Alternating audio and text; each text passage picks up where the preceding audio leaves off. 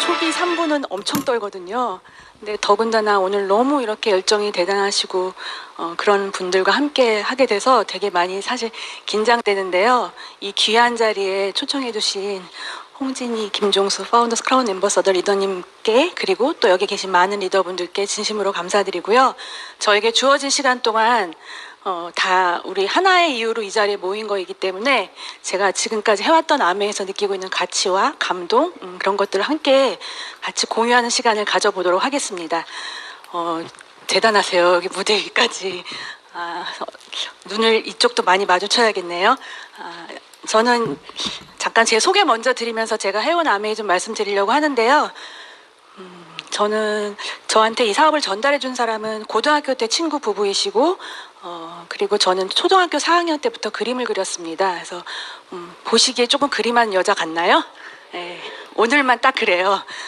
그래서 초등학교 4학년 때부터 그냥 그림을 그렸고 제가 제일 좋아하는 일이고 좋아하다 보니까 잘하는 일이 되고 해서 잘하는 동안 그냥 저는 미술을 제가 계속 전공할 거라는 게 너무 당연했어요. 그리고 가장 즐거운 일이었고 행복했고 그래서 그 예정 순서대로 대학원에서 다 미술을 전공했고요. 남편은 조각하는 남자를 학교 내에서 만나서 저는 서양화 전공이고 남편은 조각하는 사람입니다. 그래서 둘 다 저희는 이제 예술했던 사람이니까 각자의 갈 길이 너무 뚜렷했고요. 그리고 흔히 말하는 원래부터 꿈이 명확했던 사람이고 그게 경제적인 기준이 아닌 본인들이 갖고 있는 꿈이 너무 좋은 일이었기 때문에 저의 상황을 떠나서 제가 하고 있는 일에 대한 만족감이 굉장히 큰 사람이었습니다.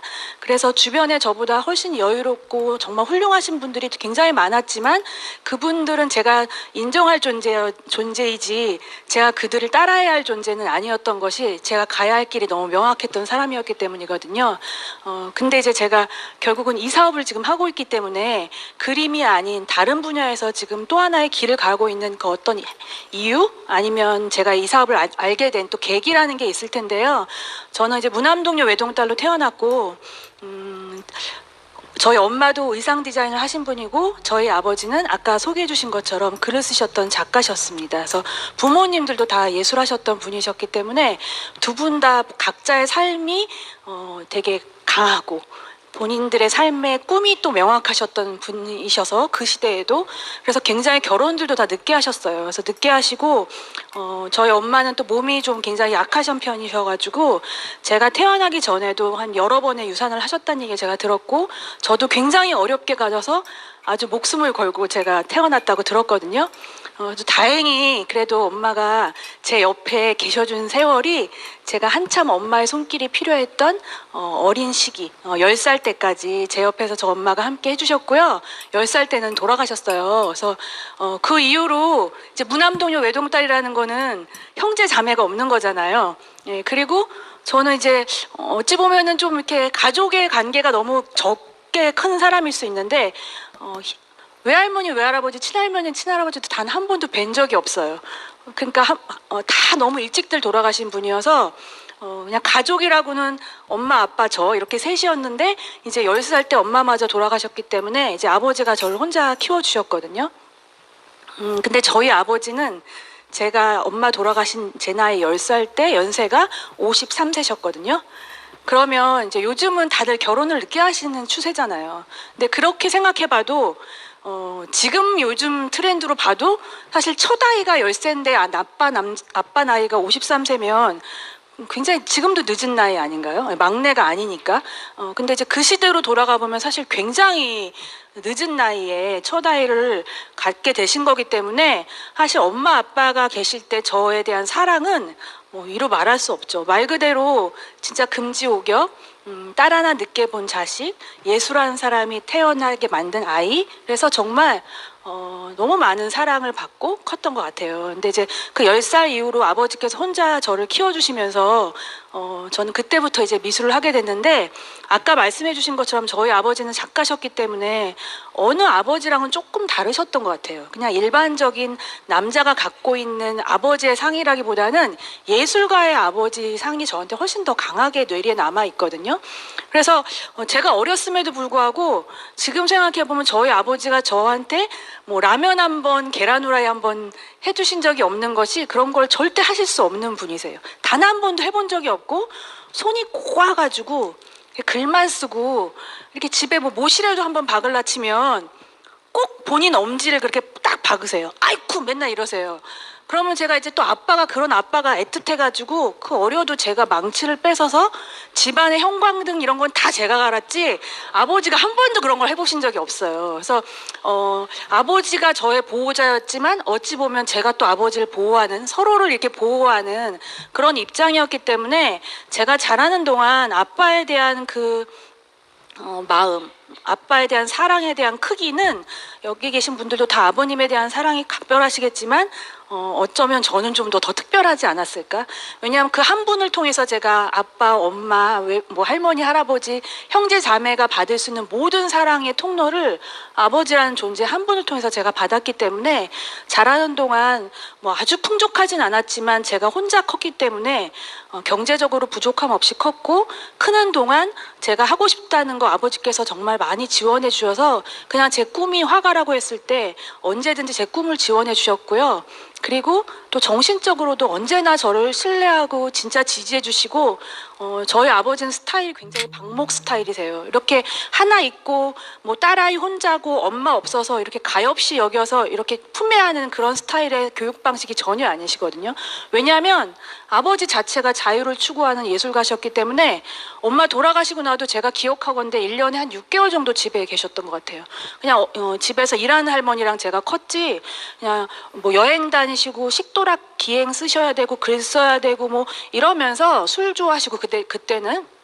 그래서 그랬기 때문에 그냥 아버지의 큰 울타리 안에서 절대적인 믿음, 그 대신 그리고 정말 너무 큰 사랑을 제가 받고 자라서 그냥 언제나 저는 저희 아버지가 저에게 영원한 언덕이자 기댈 수 있는 나무이자 어쩔 땐 유일한 화풀이 대상이자 뭐 그런 분이셨거든요. 그래서 시간이 지나면 나이가 들고 제가 나이가 든다는 건 저희 아버지 연세가 많아지신다는 건데, 아버지가 이렇게 술을 드시고 다리도 좀 저시고 이래도 저는 이렇게 그 딸같이 잔소리만 할 줄 알았지 그 아버지를 위해서 이렇게 뭘 해드린 게 없더라고요. 여기 계신 분들 어떤지 모르겠는데 저는 이 자리에 와서 제가 처음 철들었거든요. 그래서 제가 그냥 제 꿈만 중요하고 내가 가야 할 길 너무 명확하고 그냥 내 아이 이제 나서 막 키워가면서 내 꿈하고 내 가정만 보기에도 너무 세계를 좁게 보고 있었던 것 같아요. 그냥 아버지는 언제나 나를 지지해주는 그런 대상자라고만 생각했지 아버지를 내가 어떻게 뭔가 보호해드려야 되는 생각은 참 많이 못했던 것 같거든요. 그래서 예전에는 고3 때는 여기 다들 너무 모범적이신 것 같아서 저는 이제 예술했던 사람이니까 뭐 예술한 사람이 다 그렇진 않지만 조금 더 자유분방해요. 그래서 고3 때 생각해보면 지금은 어떤지 모르겠는데 요즘 고3에도 그런 문화가 있는지는 모르겠는데 그때 막 100일주 이런 게 있었어요. 뭐 100일 남겨놓으면 이제 곧 어른 될 거기 때문에 막 그럴 때 100일주 뭐 거의 뭐 어른들 이상으로 먹었죠, 고3인데. 그렇게 제가 그냥 자유롭게 이렇게 크면서 그냥 우리 아버지는 나를 끝까지 이렇게 지지해 줄 거야. 그리고 그때 그냥 제 생각에 나 이제 곧 어른 돼. 20살이면은 20세면은 어른 되는 거잖아요. 주민등록증도 나왔겠다. 다 성인으로 인정해 주고 내가 돌아가는 판을 보면 어른들 세계 나도 다 이해하겠는데 왜 이렇게 애취급하시지? 이런 생각을 했었는데 제가 세월이 지나서 10년도 훌떡 지나서 30이 넘어서도 제가 어른이라는 존재에 대한 의미를 이런 자리에서 배워가면서 많은 분들을 통해서 알게 됩니다. 그냥 나이는 숫자에 불과하단 말은 연세 드신 분한테만 하는 말이 아니고 그냥 우리가 20살 넘었다고 해서 어른이 될 수 없고 진짜 어른, 진정한 어른은 자기 자신과 나와 함께하는 소중한 사람들에 대한 책임감, 그들을 생각할 수 있는 마음의 여유, 배려, 남까지 뭔가를 바라볼 수 있는 마음이 생겼을 때 진정한 어른이 아닌가 이런 생각을 하게 됩니다. 그래서 예전에 그냥 어르신들이 그 소년소녀 가장들을 보면서 아이가 동생을 거두면서 할머니를 또 이렇게 효도하면서 이렇게 집안일을 케어하고 이런 걸 보면 참 어른스럽다라는 표현을 하잖아요. 그리고 또 연세가 많으셔도 나이 50, 60이 돼도 참 이기적이고 자기밖에 모르면 철딱선이 없다고, 애만도 못하다고 이런 얘기를 하듯이 제가 30살이 넘도록 제 주변을 돌본다기보다는 제 자신만 알고 제 꿈만 중요하게 생각했던 정말 철없는, 말 그대로 진짜 어른이 아닌 나이만 어른인 사람으로 살고 가고 있을 때 이런 자리에 제 친구로부터 소개를 받고 오게 됩니다. 여기 계신 분들은 처음에 이 아메의 문화를 어떻게 생각하시면서 받아들이셨는지 모르겠지만 저는 좀 더 굉장히 낯설어 했었던 것 같아요. 왜냐하면 제가 자라온 환경이 사람들과 이렇게 같이 융합하는 환경이 절대 아니었고, 혼자 컸고 많은 집안에서 북적대고 살아온 적도 한 번도 없고, 누군가와 얘기를 나눈다기보다는 저 혼자 생각해서 저 혼자 결정하면서 커왔기 때문에 사람들하고 이렇게 교류가, 친한 친구 몇 명은 이렇게 딱 죽이 맞아서 있지만 다양한 사람들을 사귀는 이런 스타일로 제가 살아온 게 아닌 거죠. 더군다나 미술이라는 성격은 미술 그릴 때 막 사람들하고 만나서 뭐 얘기하면서 그리지 않잖아요. 그냥 자기 혼자 작업실이나 골방에 정말 처박혀서 음악 하나 틀어놓고 고뇌하면서 그림을 그렸거든요. 마치 낮에 그려도 좋은 작품은 얼마든지 나올 수 있는데 꼭 밤에 그려야 될 것 같고, 좋은 음악 들어도 되는데 왠지 그때는 왠지 우울하고 이런 음악을 들어야 더 괜찮은 작품이 나올 것 같고, 모를 때는 예술가는 원래 귀 하나 정도 잘라지는 게 진짜 예술이야 막 이렇게 생각할 정도로 예술이라는 부분을 이렇게 밝고 환하게 해석했다기보다는 좀 더 비판적이고 우울적이고 이런 생각으로 살아왔기 때문에 이렇게 누군가와 관계하는 거가 굉장히 낯선 사람이었습니다. 원래 성품은 안 그렇거든요. 어릴 때부터 굉장히 외향적이고 진짜 친구 좋아하고 잘 놀고 이랬는데, 이렇게 환경이 이제 엄마도 돌아가시고 혼자 남겨지고 사춘기가 지나오고 어른이 되면서 이제 그림을 그리면서 제 성품이 다 잊어버려지고 그냥 그 환경에 맞춰서 제게 사는 그런 사람이 되더라고요. 근데 이제 이런 자리에 왔을 때 다들 이렇게 굉장히 반가이 맞아주시잖아요. 너무 친절하고 따뜻하게. 근데 저희의 세계에서는요, 원래 웃으면 좋은 작품이 안 나와요. 얼굴이 이렇게 다 표정이 안 좋고 막 고뇌해도 다 그들을 뭐라 하지 않아요. 제 표정은 왜 저래? 이러지 않아요. 오히려 더 인정해요. 흔한 말로 이 세계에서는 그런 말을 표현하진 않지만 우리 바깥에서 조금 정상적으로 뭔가를 선택하지 않는 사람들 보면 왜 이렇게 또라이 같아? 이런 표현들도 많이 하잖아요. 근데 저희 세계에서는 또라이가 걸출한 인물이에요. 또라이가 좋은 작품을 만들지 보통 사람 같아가지고는 좋은 작업할 수 없습니다. 그래서 교수님들이 저 자식, 저 또라이, 저 자식 막 이러면 그게 흉보는 게 아니라 되게 인정하는 거예요. 그래서 그 또라이 소리 한번 듣고 싶어서 뭔가 뭘 해도 좀 미쳐서 하고 진짜 몰입해서 하고 좀 더 특별하게 하고 하려고 자기를 좀 더 튀게 하는 개성 있는 집단에 살았다가 여기 왔더니 너무 많은 사람들이 나만 바라보는 거예요. 그리고 끝나고 나서 이렇게 뭔가 애프터라고 하면서 이렇게 누군가를 소개하잖아요. 제일 싫었어요, 진짜. 저는 이제 제 친구한테 소개받았기 때문에 이랬죠. 나 진짜 시키지 마. 나 정말 말 안 해. 근데 제 친구에 대한 예의가 있으니까 딱 제 이름만 말하는 거예요. 양평에 살고 있는 홍다영입니다. 더 이상 말 시킬 수 없게 말해요. 딱 여기까지. 그리고 또 두 번째 가면 또 시키잖아요. 그럼 또 항상 그걸 반복하면서 어느 날은 제가 친구를 붙잡고 얘기했죠. 야, 유경아, 나는 이 사람들이 하나도 안 궁금하다. 왜 이렇게 나를 뭘 궁금해? 각자 해. 왜 이렇게 뭘 자기를 밝히고 알아달라고 하고 막 소개하라고 뭐 이렇게 궁금해. 저는 원래 옆집 사람도 안 궁금한 사람이거든요. 그래서 저희 남편은 오히려 넉살이 좋아서 옆집 아줌마랑 재활용 부리면서 얘기도 하고 이러지만, 저는 제가 좋아하는 사람한테는 모든 정을 쏟지만 그렇지 않은 사람한테는 이렇게 별로 관심이 없는 사람이에요. 집중하는 것만 완벽하지 나머지가 허당인 사람이 저의 스타일이거든요. 그래서 그냥 이런 자리에서 저를 좋게 바라봐 주시는 것 자체가 굉장히 어색하고 그랬던 사람입니다. 그러니까 평생 그림만 그리고 사람을 만나본 적도 없고, 더군다나 직장 생활, 그 흔한 생활 한 번도 해본 적 없습니다. 단 하루도. 제가 경제활동했던 유일한 거는 아이들 미술 가르치는 일이 전부였기 때문에 사실은 사회성도 굉장히 떨어져 있죠. 누군가와 이렇게 교류하면서 직장인으로서의 눈치, 상사, 전반적인 사람들의 이런 거에 대한 감이 굉장히 없는 거예요. 그냥 내가 좋아하는 친구의 마음을 같이 얻어서 함께 이렇게 행복한 정도는 알 수 있어도 뭔가 일을 진행하는 데 있어서의 그런 인간관계는 굉장히 서툰 사람인 거죠. 근데 제가 이 사업을 시작한 이유가 있습니다.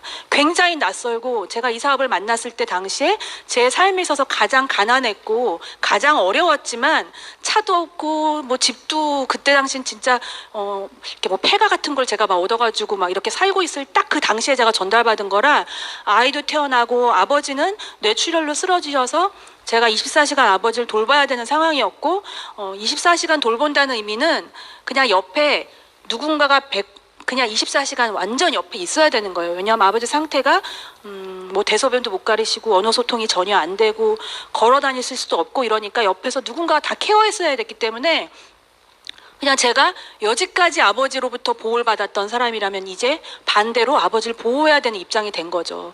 그런 선에서 제가 갑자기 처음으로 현실이라는 거를 남에 의해서가 아니라 제 스스로 너무 적나라하게 점검하게 된 거예요.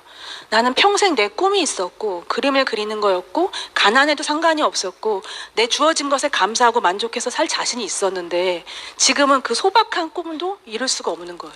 왜냐하면 미술을 그릴 수도 없고 그다음에 저희 생활을 영위하기 위해서 아이들 미술 가르치면서 저희 생활비나 저희 대학원비 이런 걸 다 저희가 벌어서 했는데 나가서 돈을 벌 수도 없는 거예요. 여기서 다들 알고 계시는 제가 아무리 특출난 능력이 있어도 제가 했던 일은 노동 수입이니까요. 그냥 제가 나가서 벌어야 되는 능동 수입이었기 때문에 제가 그 능력이랑 상관없이 나가지 못하는 상황이 됐을 때 제 수입은 제로가 되더라고요. 그리고 저희 남편은 그때 당시 이제 막 인테리어 건축 일을 시작한다고 해서 경험도 없고 줄도 없고 백도 없고 그 전공을 한 것도 아니었기 때문에 말 그대로 그냥 조각하는 남자가 가정을 이루었으니까 뭔가 경제활동을 해야 된다는 책임감 때문에 진짜 노동 현장에 투입됐어요. 그래서 정말 백화점 올라가는데 3, 4, 5층 자기가 지게지고 벽돌 나르고 화판 나르고 이러면서 저희 학비를 마련하고 이렇게 저희가 신혼생활과 아이를 키우는 걸 시작했기 때문에 그 상황에서 누군가의 가장 소중한 사람이 아파져 있는 상황은 그 아픈 사람만의 문제가 아니더라고요. 한 집안이 완전히 더 이상의 꿈도 없고 희망도 없고 어떻게 살아야 될지 모르는 굉장히 난감한 상황을 제 인생의 위기감으로 처음 느꼈던 것 같아요. 그래서 어찌 보면 제 인생에 10살에 엄마를 잃었다는 거는 가장 슬픈 일이고 위기일 수 있는데 그래도 전 너무 다행히 어렸기 때문에 오늘 엄마 보고 싶어서 울다가도 내일 강아지랑 신나게 놀았고요. 어떤 날 애들이 막 엄마가 찾아와서 데리러 오면 우리 엄마도 데리러 왔으면 좋겠다 잠깐 생각했지 그냥 또 철없이 애들하고 고무줄놀이하고 이래서 어릴 때 기억이 외롭거나 슬프거나 이런 기억 하나도 없습니다. 그냥 자라는 동안 항상 즐거웠고 행복했던 기억만 제가 추억으로 있다는 게 저희 아버지가 저를 그렇게 충만하게 키워주신 거죠. 그래서 이 아버지를 돌봐야 되는 이런 상황에서 경제적으로도 최하의 상황이 됐고 아이도 키워야 되고 이제 그림도 그릴 수 없고 이런 상황에서 제가 혼자 제 삶을 생각하는 거예요. 앞으로 내 인생이 행복하지 않을 수 있겠다. 근데 저는 행복이라는 걸 굉장히 중요하게 생각하는 사람이거든요. 그래서 내가 그때그때 행복함을 느끼면 되는데 그냥 그 상황에서 어느 날 행복한 걸 막 찾다가도 어느 날은 진짜 꼭지가 도는 거예요. 진짜 콧바람이라도 쏘지 않으면 제가 딱 미쳐버릴 때가 있는 거예요. 그냥 아버지를 이렇게 막 들어가지고 저 지금 엄청 살이 조금 그렇지만 찐 거거든요 이게. 그러니까 아버지를 막 이렇게 들어서 아버지를 막 뭔가 처리하고 그러면 진짜 식은땀에 온몸이 다 그냥 기진맥진이 돼요. 뭘 한 것도 없는데 그거 딱 한 번 했는데 그러면 이제 또 애를 돌아보면 자식이라고 하나밖에 없는데 얘는 고아 자식이나 다름없어요. 누가 보면 얘 고아인 줄 알 정도로 얘에 대해서 신경을 못 쓰고 제가 너무 정신적으로나 육체적으로 너무 지쳐 있는 거예요. 너무 힘들고. 그리고 남편은 노동 현장에서 그렇게 일하다가 집에 들어오면 집에서 좀 와이프가 따뜻하게 맞이하고 애기도 막 신나게 이렇게 해야 그나마 바깥에서의 피곤이 좀 녹을 텐데 집에 와보면 와이프는 와이프대로 너무 지쳐 있어서 그때 제 별명이 지금 젊으신 분들은 모르겠지만 영화 미저리라는 영화가 있거든요. 제 별명이 미저리였어요.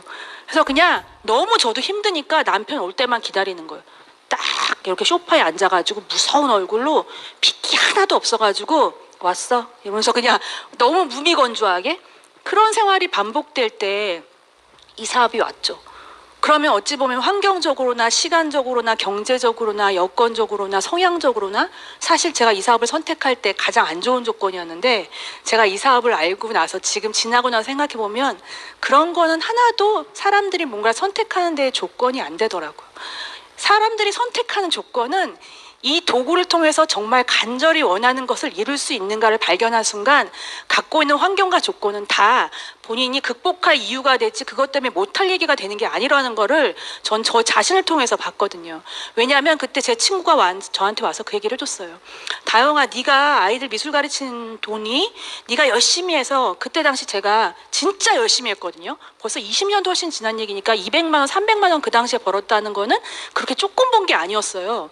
근데 지금 제가 딱 수입이 제로가 된 상황에서 제 친구가 본인이 아메를 통해서 40에서 50만 원 정도를 벌고 있다고 얘기를 하더라고요. 사실 금액적으로는 그렇게 매력적이지 않았어요. 왜냐면 저는 제가 그 당시 정말 원하는 수입이 어느 정도의 수입이었냐면 딱 100만 원이었거든요. 제가 300만 원씩을 벌을 수 있었다고 해서 300만 원을 원하지 않았습니다. 그냥 고정적인 100만 원만 들어오면 그 돈으로 무엇을 하고 싶었냐면 간병하시는 분을 집에 같이 모시고 싶었어요.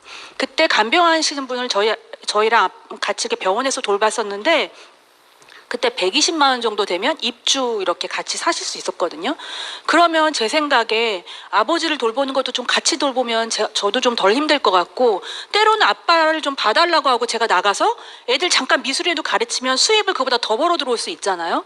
그리고 어떤 날은 저희 아이는 무슨 죄라고 그 흔한 동물원에 코끼리 한 번을 구경 못 가니까 그래도 저도 우리 아이 손잡고 어린이대공원도 한번 가고 싶고, 그리고 어떤 날은 아까 말씀드린 것처럼 맨날 아빠 얘기만 하면 눈물 엄청 쏟는 애인데, 그렇게 아빠가 절절하고 감사하고 좋아도 어떤 날은 제 자신이 미칠 것 같은 날이 있더라고요. 그런 날은 그냥 확 안 보고 그냥 어디라도 좀 뛰쳐나갔다 와야 이게 살 것 같은 날, 그런 날 나갈 수가 없는데 그 간병하시는 분이 계시면 아버지 좀 봐달라고 제가 나갈 수 있잖아요. 그래서 100만 원이란 수입이 저는요, 제 인생에 돈에 대한 꿈을 처음 꿔본 거예요. 왜냐하면 예술가로서 한 번도 돈을 꿈꿔보지 않았고, 원래 그게 너무 자연스러운 집안에서 자랐고, 저희 아버지도 엄마 돌아가시고 나서 제가 부족하게 안 컸지만 이렇게 경제적인 관념이 있는 분이 전혀 아니셨거든요. 가계부라는 건 저희 집에 있어 본 적이 없고 저금 이런 거 하나도 없습니다. 근데 주머니에 막 돈이 꾸깃꾸깃 어느 옷마다 다 많아요. 그래서 계절마다 우리는 늘 보너스 같이 돈을 막 찾아요. 옷이 바뀔 때마다. 그런 집에서 컸고, 그냥 아버지가 집에 있는 뭐 기사 아저씨나 일하는 할머니나 이렇게 어려우시면 계산하지 않고 그냥 막 이렇게 돈을 다 주시는 분이셨거든요. 그래서 객들도 너무 많았어요. 저희 집에 와서 머물다 가는 사람, 뭐 이런 사람들. 그래서 그런 집에서 컸기 때문에 그냥 가난한 예술가지만 언제나 삶이 즐거웠고, 있는 거 나누면서 이렇게 살아서 내가 돈을 벌어봐야지, 부자가 돼봐야지, 재테크는 어떻게 하는 거야, 이런 거 생각해 본 적 없습니다. 근데 제가 처음으로 돈에 대한 거, 왠지 예술가는 돈을 외면해야 될 것 같았는데 돈이라는 거에 대한 개념이 저한테는 잘 정립돼 있지 않았는데, 이 사업을 정확히 이해한 다음부터는 그 100만 원이라는 돈의 수입이 너무너무 간절한 거예요. 나 잘 살고자가 아니고 100만 원만 고정적으로 들어오면 간병하시는 분 같이 케어하면 너무 좋겠다. 근데 제 친구가 그 얘기를 해주는 거예요. 다영아, 아메의 수입이 처음에는 비록 적지만 이게 너의 환경에서 네가 이 사업을 선택하기만 하면 점점 늘어날 거고 앞으로 인쇄처럼 들어올 거야. 그 얘기를 해주는데요. 제가 아는 아메이는 모르는 분야였기 때문에 잘은 모르지만 그냥 가끔씩 누군가가 제품을 전달하는 모습, 누군가로부터 제품이 유통되는 모습을 보았기 때문에 관심은 없는 분야였지만 그냥 가지고 있는 선입견은 물건을 파는 걸 거라는 게 굉장히 지배적이었어요. 그래서 저처럼 인간관계 좁고 남한테 아쉬운 소리 하면 그냥 혀깨 물고 죽겠다고 하는 말을 항상 입에 붙어넣고 살았던 저는 영업 갖고 사람을 많이 알아야 될 것 같은 이 일이 절대 제 일 같지 않았거든요. 그런데 절대 그런 일이 아니고 이런 자리에 와서 제대로 알아보면 나를 통해서 인쇄 수입이 만들어진다는 그 얘기를 듣고 제가 이런 자리에 처음엔 좀 어색했지만 이런 자리에 꾸준히 오게 됩니다. 꾸준히라는 걸 도대체 어느 정도 꾸준히 했나 보면 제가 지금 사업 15년 차인데 15년 차 동안 단 한 번도 빠진 적이 없어요. 저는 원래 그렇게 모범적인 사람이 아니거든요. 학교 다닐 때도 땡땡이도 엄청 쳤고요. 자율학습 뭐 장난 없이 예술한다고, 미술학원 간다고 땡땡이 치고 이랬던 사람인데 이 사업하는 동안 제가 갖고 있었던 메인데이와 뭐 랠리쌤이나 단 한 번도 빠진 적 없습니다. 지독했다고요? 그렇지 않습니다. 이거 막 이렇게 지독해서 그거 지키는 거 아니더라고요. 그냥 그 자리가 내 거고 내가 좋아하면 그냥 당연히 올 곳이었고 내가 그 안에 마음을 다하니까 뭔가 그 중요한 일을 우선하게 되고 나머지 것들이 잘 해결되면서 이게 되게 자연스럽게 온 거지 막 이거를 지키기 위해서 제가 모든 걸 포기하고 이런 게 절대 아니었거든요. 그런데도 어쨌든 저같이 성향도 그렇고 인간관계도 좁은 사람도 이 자리를 지킨다는 이유 하나로 그냥 이 사업의 성장은 똑같이 주어지더라고요. 근데 제가 초기에 성장이 조금 더뎠거든요. 더딘 이유는 당연히 제 문제죠. 왜냐하면 아메이는 같은 아메이의 본질과 도구를 똑같이 던져줬는데 누구는 굉장히 빠르게 성장하시고 누구는 좀 더 더디게 성장하시고 어떤 분은 더뎠는데 나중엔 더 빠른 것 같고 엄청 처음엔 빠른 것 같았는데 나중엔 그분이 조금 더디기도 하고 이런 거잖아요. 그래서 저는 제가 아까 말씀드린 것처럼 직장 생활 한번 해본 적 없고 사회생활 해본 적 없고 더군다나 자영사업 마인드는 당연히 없죠. 그렇기 때문에 이런 자리에서 제가 자영사업 마인드 그다음에 성장하는 사람들의 생각들을 배우는데 좀 시간이 걸려서 제 스스로 변화하는데 좀 시간이 걸렸던 것 같아요. 그래서 저는 제가 막 초반에 열정이 굉장히 많은 사람이기 때문에 그래도 제 아는 주변의 모든 지인과 친한 친구로 친척부터 시작해서 쇼도 플랜을 안 한 사람이 한 명도 없어요. 2달간 제가 62명을 초대했거든요. 굉장했죠. 근데 한 분도 물론 나중에 거기 중에서 사업을 같이 하시게 된 분이 나중에 나왔지만 그때 제가 그분들 한 분도 사업을 못 시켰어요. 왜냐하면 그냥 말 그대로 뚜껑이 날아간다고 그러잖아요. 너무 마음에 가슴에 꽉 차가지고 막 설명하고 이 비전을 막 느끼자고 하는 것만 바빴지 그분들을 어떻게 해야 되는지도 몰랐던 것 같아요. 초기에. 그런데 제가 그러면서 같이 해야 할 누군가가 필요한 파트너가 필요한데 이렇게 와보면 항상 저만 혼자 있는 거죠. 이 자리에 계속. 그래서 또 누군가를 후원하고 하면서 내가 새로운 친구들 좀 사귀어봐야겠다. 보통 학교를 들어가면 애들 자모 엄마들도 사귀고 이러잖아요. 그래서 뭔가 사귀어봐야겠다 하는데 저는 이렇게 목적이 있으면 왠지 못 사귀겠잖아요. 아메이가 있으니까 못 사귀겠는 거예요. 근데 이제 흔히 말하는 어떤 추가적인 명단을 얻고 싶어서 제가 저희 아이의 손을 끌고 그때 정말 돈도 없는데 오르다라는 아이들 교육 그 시스템이 있어요. 거기에 거금을 내고 6개월을 끊었거든요. 그래서 가면서 그러죠. 진짜 난 이 자리에서 분명히 여기 엄마들 친해져가지고 친구 돼가지고 나중에 아메이도 알리고 그래야지 이 엄청난 제가 결단을 하고 거길 끊었거든요. 근데 진짜 오르다만 열심히 하는 거예요. 아주 몇 개월을. 그래서 어디까지 갔냐면요. 6개월 수업 마지막 날이 온 거예요.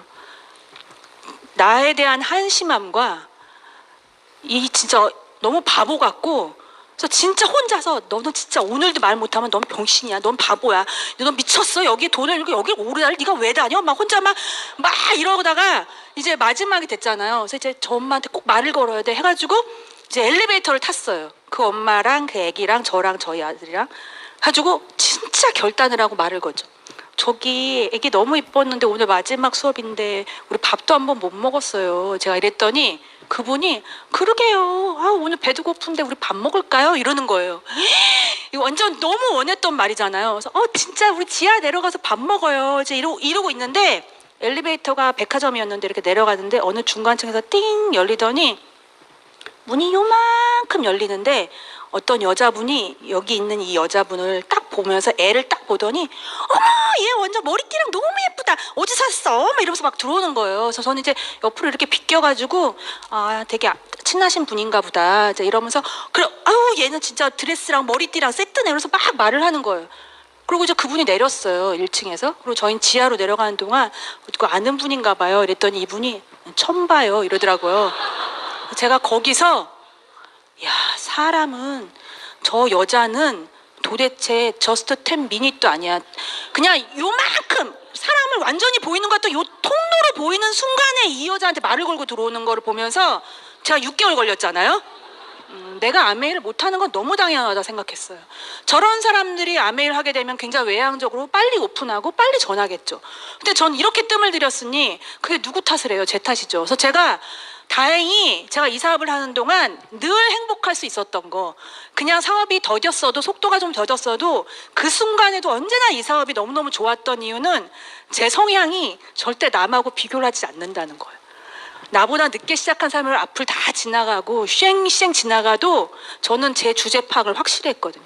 아, 홍다영, 너는 너의 장점이 있고 강점이 있는데 너는 지금 이게 저들에 비해서 너무 부족해. 이게 바뀌지 않으면 절대 내가 빠르게 속도 성장할 수 없다라는 그 파악이 너무 잘 돼서 그냥 어제 홍다영에서 오늘의 저로 바뀌어가는 그 변화 과정을 너무너무 즐겼던 것 같아요.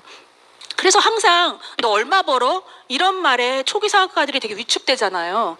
저는 진짜 5년간 돈 못 벌었는데 위축돼 본 적이 없는 것 같아요. 내가 버는 수입이 아메이의 진짜는 아니잖아요. 내가 못하고 있는 거기 때문에 언제나 아메이가 원래 갖고 있는 수입의 본질, 크기, 그룹, 시스템을 얘기했지 내 수입으로 아메이를 보이지 않기 위해서 정말 애썼던 것 같아요. 그리고 내가 그 순간에도 너무너무 행복하고 이래서 너무 좋아, 이래서 너무 변화하고 있어서 너무 행복해, 우리 가족이 이렇게 바뀌고 있고 남편도 이렇게 바뀌고, 야 내가 애들한테 이제 애한테 짜증을 안 낸다니까. 이 모든 것들이 아메이 안에서 제가 조금씩 좋게 변화해 나가는 게 이 사업하면서 너무너무 행복했던 것 같아요. 그렇게 아메이를 받아들여서 이제 저희가 작은 홈미팅을 시작합니다. 저희 스폰서를 중심으로 스폰서의 첫 번째 파트너도 초등학교 동창이고, 여기도 중학교 동창이고, 저는 고등학교 동창이고, 이렇게 해서 친구 4명이 같이 홈미팅을 시작해요. 진짜 우리 성장하자, 잘해보자 막 이러면서 혈서만 안 써지 우리 완전히 의리 이렇게 하면서 막 진짜 막 하는 거예요, 서로. 그래서 뭐라고 그때 우리가 결의를 냈냐면 홈미팅 장소에 단 한 명이 늘지 않아도 각자의 파트너를 초청하지 못해도 2년간은 우리는 이 자리를 무조건 지킨다. 이걸 서로 약속을 한 거예요. 근데 진짜 여자들의 의리는 남자보다 전 더 세다고 생각하거든요. 그래서 진짜 그 4명이 2년간 단 한 번도 한 명이 빠지지 않습니다. 그 4명이 근데 약속을 잘못했는지 4명체로 그 홈미팅을 계속 지켜요. 누가 좀 와야 되는데 맨날 4명만 줄구장창. 저는 시골의 양평에 살고 있는데 양평에서 매주 도남동을 갔고 각자의 지역에서 일산에서 도남동으로 오고 하면서 그 자리를 지킵니다. 처음에는 막 부푼 꿈에 우리 열심히 해보자, 뭘 연습해보자, 준비해보자, 연습하는 기간들이 있었어요. 근데 연습을 너무 오래 하는 거죠. 그래서 어느 날은 저희 스폰서가 내일은 네가 사업 설명 한번 해봐봐. 그러면 밤새 사업 설명 연습해서 풀 OM 2시간짜리 이런 거를 이 3명 놓고 하는 거예요. 막 설명하잖아요. 희한한 건 얘네들이 비전을 봐요. 그리고 막 뚜껑이 날아가. 우리끼리 맨날 들었던 건데 우리끼리 막 진짜 아메이밖에 없지 않아? 막 이러면서 막 비전 엄청 보고, 그러면 그 다음에 네가 해라 그러면 욕심껏 더 해오는 거예요. 막 더 준비해가지고. 그래서 진짜 그때 강의란 모든 강의를 섭렵하고 각자 제품군의 모든 제품군을 그때 다 트레이닝해서, 사실 저희 그 4명은 어디 내놔도 뭐 하면 뭐 해라, 뭐 하면 뭐 해라 할 만큼 다 최고의 강사의 실력들이 된 게 어찌 보면 그때 아무도 우리가 초대를 못했다는 게 또 하나의 장점이 아니었나 이런 생각도 드는데요. 그러다가 어느 날은 이제 제가 퍼스널 케어 강의를 준비하라 해서 퍼스널 케어 강의를 준비해가지고 아파트 엘리베이터를 딱 타려고 그러는데 전화가 왔어요. 진짜나 오늘 누구 초대됐어. 그래? 사업 설명이야. 그러면 올라가는가 동시에 다시 사업 설명으로 올라가는 거예요. 그냥 전천후에 그냥 초청자에 맞추는 거지. 오늘 이걸 준비했다고 해서 이걸 하는 게 아니라, 이걸 준비했다가도 누가 페이스가 온다 그러면 그분을 맞는 강의를 준비를 하죠. 그래서 이제 엘리베이터에서 올라가는 동안 이제 난 오늘 사업 설명을 하는구나 이래서 올라갔죠. 근데 이제 이렇게 막 제가 까만색 레이스 이런 옷을 입고 막 이제 갔는데 그 한 분이 오셨으니까 그 제일 떨리는 사람은 그분을 초대한 사람일 거고 두 번째 떨리는 사람은 저 아니겠어요? 얼마나 제가 부담스럽겠어요. 그 한 분이 진짜 비전 봐야 되는데 내가 잘해야 되는데 어렵게 초대한 건데 막 이런 생각 때문에 세상 모든 영혼을 다 바쳐서 그분과 눈을 마주치면서 했거든요. 그러고 나서 그 다음 주가 제가 덜덜덜 일주일 내내 너무 긴장했던 것 같아요. 또 오셔야 되는데 그분이 연속 초청이 돼야 되는데 아니 다를까 안 오셨어요. 너무 걱정이 돼가지고 저희 스폰서한테 가가지고, 아니 저번 주 그분 왜 못 오셨는데 왜 안 왔는데 제가 그랬더니 아유 야 네 옷이 저번 주에 너무 셌어 이러는 거예요. 농담처럼 한 거였는데 그만큼 그 한 명이 오면은 우린 어떤 분위기였냐면 완전 배고픈 늑대예요. 한 명 왔어? 그러면 막 그 네 명이 막 다 잡아먹을 듯이 달려드니까 그 한 명이 너무 부담스러워가지고 그 자리를 더 이상 오시지 않더라고요. 그래서 우리가 이제 너무 그러다가 진짜 우리 좀 이제 생각 끝에 해야 돼. 각자 너무 튀지 말고 넌 좀 그렇게 하지 말고 이렇게 해서 각자 막 짜서 이렇게 배려하는 분위기를 또 막 한참 연습해요. 그러면서 막 얘기하죠.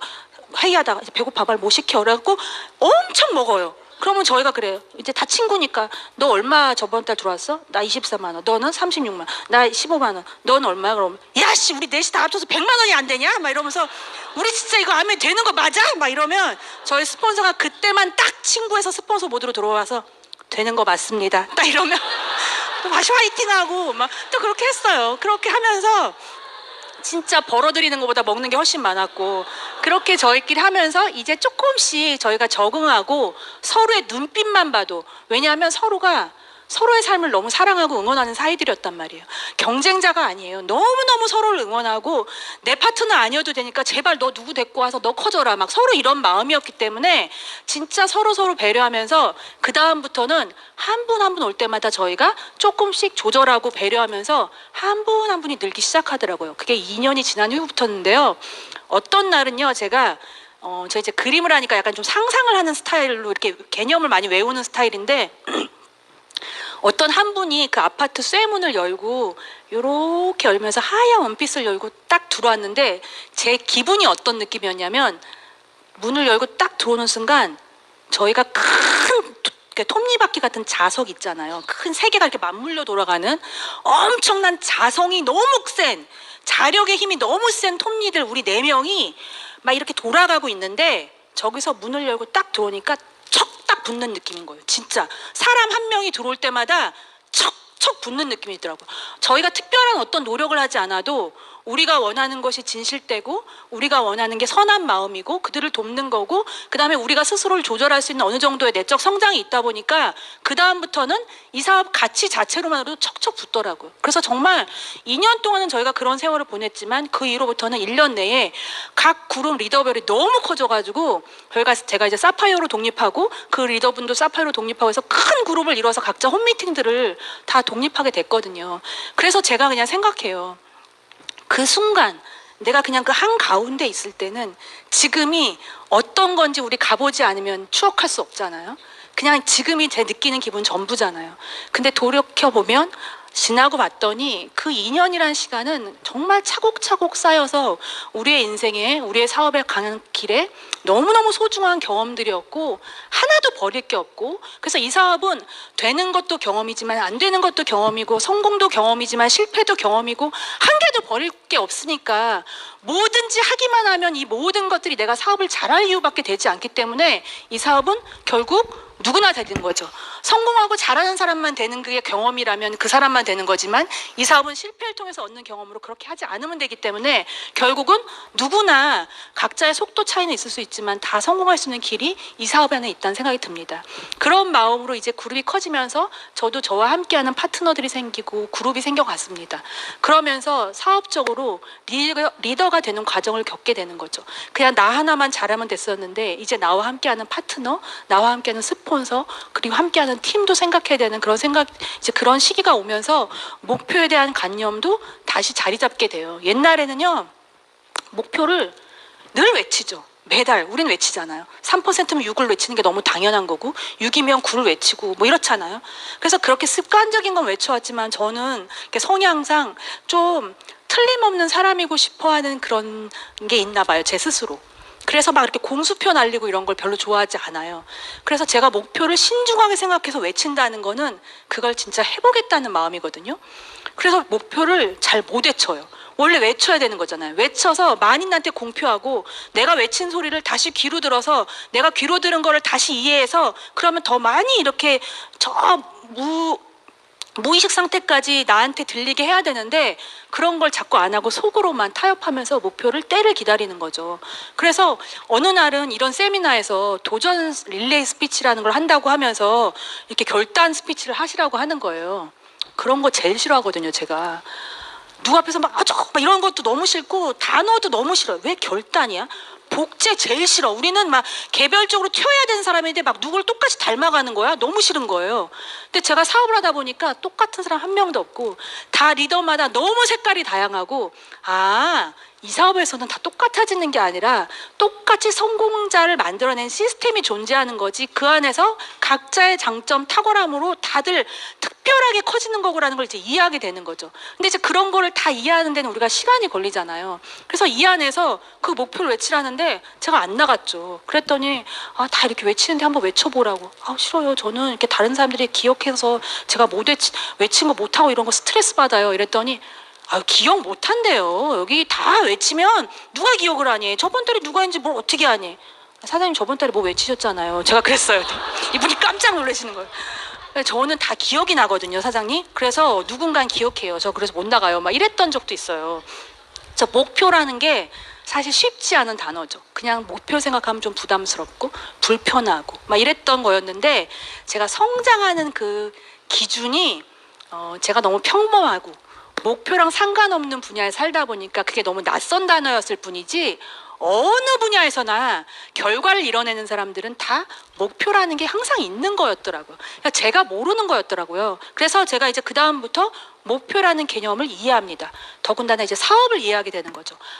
내가 여기가 좋아서, 강의만 좋아서 신나고 왔다 갔다 한다고 사업이 성장되는 게 아니구나. 내 문제만으로 끝나는 게 아니라 나의 성장이 팀의 성장, 파트너의 성장에도 관여될 수 있구나라는 생각을 한 다음부터는 목표라는 걸 이제 다르게 해석하게 되는 거죠. 그래서 신중하게 열심히 해서 외치게 되는데요. 매번 핀을 파운더스 플래티넘부터 지금까지 계속 조금씩 한 단계 매년 성장해서 지금 수석 다이아몬드까지 온 것 같아요. 그거는 제가 막 투철하게 막 이렇게 뭔가 사업에 의지가 있어서 막 그렇게 했다기보다는 목표라는 관념에 대한 거를 좀 제가 이해했다고 할까요? 그게 뭐였냐면, 옛날에는 다 최선을 다한다고 하잖아요. 우리 진짜 다 최선 다하잖아요. 다 열심히. 그래서 정말 최선을 다해서 거짓말하지 않고 최선을 다했는데 마지막쯤 갔을 때는 솔직히 더 해도 안 될 것 같은 느낌이 오잖아요. 그래서 그냥 흐지부지 되면서 최선을 다했지만 이번 달은 아닌 것 같아요. 다음 달 진짜 최선을 다해볼게요. 이렇게 뭔가 자꾸 합리화가 되는 시간들이 있었다면, 그 합리화가 한 달이 되고 두 달이 되고 6개월이 되고 1년이 되면서 회견형이 그냥 바뀌는 거더라고. 그래서 그 다음부터는 이런 거예요. 말뚝을 우리가 만약에 여기가 3% 말뚝, 6%, 9, 12, SP에서 쭉 말뚝이 있는 거예요. 그럼 이제 고무줄, 이렇게 뭐 타이어 같이 굵은 고무줄 있잖아요. 이렇게 손으로 당겨지는 거 말고 막 이렇게 당기는 그런 고무줄. 그런 고무줄이 이렇게 3%, 6% 이렇게 있으면 내가 그걸 당겨서 끝까지 당겨서 6%에 딱 묶으면 6% 목표가 완성되는 거예요. 3에서 6 가는 사람은 9에서 SP 가는 사람 다 똑같은 거 아니에요? 그 각자 그 핀에 성장하는 느낌은 다 언제나 도전이거든요. 그래서 제가 맨날 이렇게 오다가 이제 파운더스 플래티넘, 사파이어, 에메랄드 갈 때마다 여기까지면 됐어, 최선을 다했지 라는 순간에 고무줄을 더 당깁니다. 항상 여기까지 진짜 열심히 했다고 생각했는데 내가 순간 그렇게 생각한 순간 고무줄의 탄력을 탁 놓으면 칙 해서 다시 돌아가더라고요, 어느 정도. 그럼 제가 그걸 다시 고무줄을 당기는 그만큼의 시간이 또 걸린다는 거를 매해가 반복되면서 깨달았어요. 그래서 진짜 목표는 마지막까지, 끝까지 진짜 어깨 메고 걸어서라도 당길 만큼 당겨서 더 남아 돌아야 묶잖아요. 그 이상을 해야 묶을 수 있잖아요. 그만큼 당겨서 묶을 수 있을 때가 목표가 완성된다라는 거를 조금 알게 된 것 같아요. 처음에는 그게 무섭다고 생각했는데 그걸 알고 나니까 사람들이 딱 여기까지만 하는구나. 여기서 보통 스톱을 하는구나.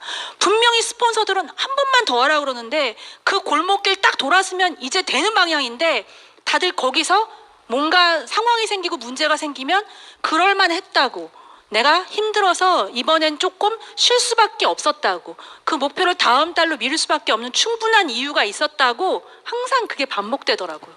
근데 매 핀마다 저는 이렇게 막 거저 이렇게 오는 느낌은 없는 것 같아요. 항상 신이 저를 시험하신다는 생각이 들어요.